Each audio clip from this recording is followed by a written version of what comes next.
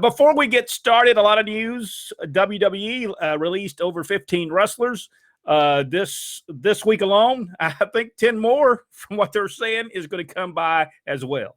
Yeah, I think 18 actually, and yeah, another 10 they're looking at over the last 2 years, since the first of last year, so a little under 2 years actually. They have released 200. 200 wrestlers. That's a ton of wrestlers. Well, I get suggestions for their next list. I'd like to give them. Is your mic on, Rodney? Ralph Ziggler would be one. I'd like to see him gone. Is your mic on, Rodney? I'm not for sure. Wait a minute. Actually on. I'm not for sure. Hold on here. Hold on there, cameraman. It seems that I have been unplugged. It got unplugged. Am I on now? A lot of people are getting upset about the wrestlers being released. We don't know why they're being released. I got an idea why they're being released. There's a possibility a sale is coming on pretty soon. I believe that and it just seems to me that you've sold your library basically to Peacock Network for $200 million a year or whatever it is. It just seems like that's coming very soon. What do y'all think? Yeah, I mean, it just seems like they're doing everything to maximize profits and get the books clean and to get ready to sell. Now, it's we always hear NBC and Disney's in the forefront for that. Who knows where they'll go? I think it'd be a better investment for NBC since they've already got Peacock. They're already on there. They know what to do with the network. They've almost got the bugs worked out. I've not watched. I don't have Peacock Network just yet. Eventually, maybe I'll get the Peacock Network. But a lot of other things. Ring of Honor looks like there's a possibility they're not coming back because I read a story where Sinclair Broadcasting is $12 million in the hole. Basically, they have $12 million worth of debt. So, and that was brought out by Sinclair. But boy, they've been in trouble, and they've got some type of sports app that they've been working on, and a lot of it has to go with that. $8 million is for that app. So, the only thing about Ring of Honor is that it's cheap for them, especially if they're going to restructure it and make it basically an independent show, which is fine.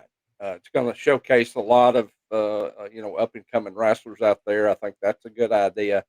And the payroll's not going to be that huge. I'm sure, whoever the champions are going to be, they may have a working relationship of, 30 to 60 days with them, something like that. But I think they'll keep it going. I do. Because in the end, it's programming that really they don't have to pay a whole lot for in the long run. Now, they're also the ones that are picking up the new WOW, the Women of Wrestling show. That won't debut until the fall of next year, though. WWE ratings, pretty decent, 1.8, I believe, for Raw. I'm not for sure. I didn't see what SmackDown was. Did anybody see what the SmackDown ratings was? AEW, I did not see the Friday, but I did see Dynamite. It's like 849,000. That's a far cry for 1.4 that they had when CM Punk first came back. Unfortunately, let me ask y'all this question. Does Tony Khan do too many interviews and talk about himself in AEW way too much? Yep. Rodney? Anytime you talk about yourself, you're talking way too much. He is not the messiah of wrestling. He is not the one that's going to resurrect it. In fact, he'll probably one of the final one that will see it end, especially if we depend on him to do it. The man has completely lost his man. He's a complete mark for the WWE product. It's perfectly obvious by watching the show. And of course, it's terrible when you let the wrestlers call the shots, even though he says that he's the one doing it. No, they're the ones doing it. And that's the reason you see repeatedly the same thing over and over again through the shows. So he's a rich kid playing wrestling, and he's not in the business of making making wrestling business. And anytime that your main purpose of opening up an organization is to harm someone else, it is doomed to fail, because your number one consideration should be about the wrestling fans and not about what Vince McMahon, the WWE, is doing. So to me, it's kind of like jumping on the Titanic. That thing is going to sink because of his purpose. His purpose of the show is to do harm to the WWE and to Vince McMahon. It is not to provide an alternative product to the wrestling fans. And no one's given that alternative. No one is actually given a sports-based, what he said they were going to give, a sports-based wrestling program.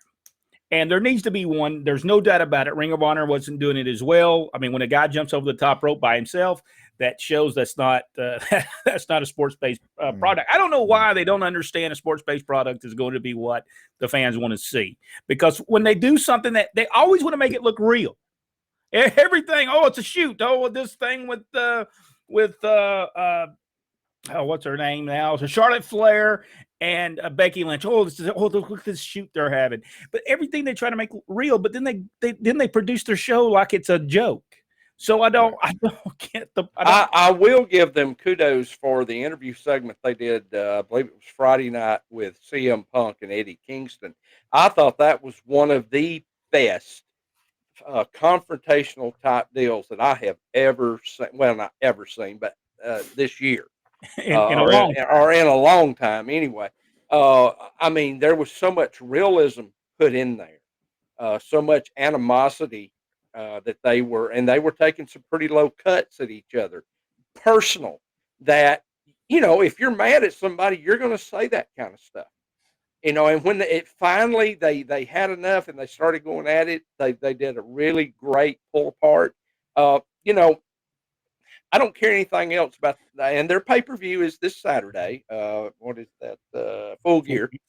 And if I wasn't so cheap, I would actually buy that pay-per-view for that match alone.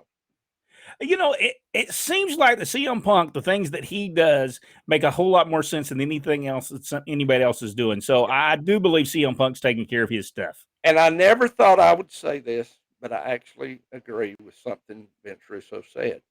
And he said, if that company wants to come up, CM Punk needs to be their champion, at least for a while. And possibly even the booker. Not Tony Kahn, let him book it, because it seems like he tries to do things that make sense. The music didn't come on when he came out to help somebody. It came on after he helped them, but it did not come on as he was helping. Because why do you have to wait for music before you help somebody? I mean, geez Louise. If I'm getting beat up, Jack, please don't wait for your music. Please come out there and help me before your music hits. And that is not a dig at the music guy, because I know him personally, but yeah, I would rather the guys come out instead of waiting for that cue.